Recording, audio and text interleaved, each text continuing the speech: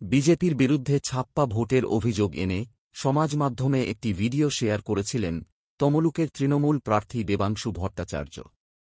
ওয়েবকাস্টিংয়ের video footage share করে লিখেছিলেন, নন্দীগ্রাম ১ নং ব্লকের সোনাচূড়া অঞ্চলের ২৭৯ নং গঙ্গা বাসুলি প্রাইমারি স্কুলে অবাধে ছাপ্পা ভোট হচ্ছে।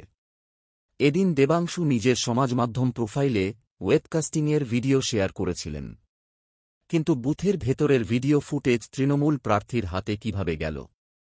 এখন দেখা দিয়েছে প্রশ্ন। কমিশন সূত্রে জানা যাচ্ছে, এখন এই প্রশ্নের উত্তর খোঁজা হচ্ছে।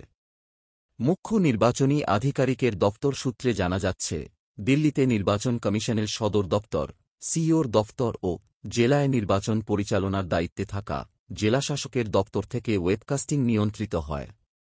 সেসব জায়গায় বহিরাগতদের প্রবেশ নিষেধ। সেই সঙ্গেই ওয়েবকাস্টিং রুমে ঢুকে ভিডিও খুঁজে বের করতে গেলে পাসওয়ার্ড লাগে। সেই পাসওয়ার্ড যে সকল আধিকারিকরা দায়িত্বে থাকে তাঁদের কাছে মূলত রয়েছে। তাই স্বাভাবিকভাবেই এখন প্রশ্ন উঠছে, দেবাংশু সেই ফুটেজ কিভাবে পেলেন?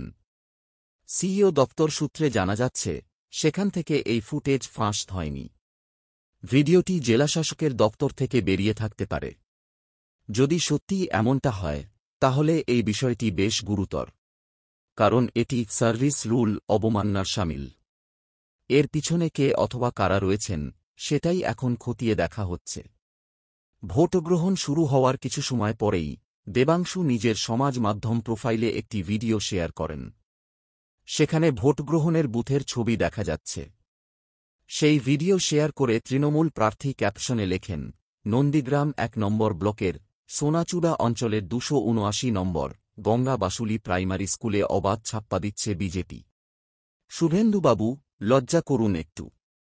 যদিও দেবাংশুর এই অভিযোগ নস্যাৎ করে দিয়েছে কমিশন। কমিশন সূত্রে খবর, ওই নির্দিষ্ট বুথে ভিভিপ্যাট খারাপ হয়ে যাওয়ার কারণে তা পরিবর্তন করা হচ্ছিল। সেই কারণেই ভিড হয়েছিল।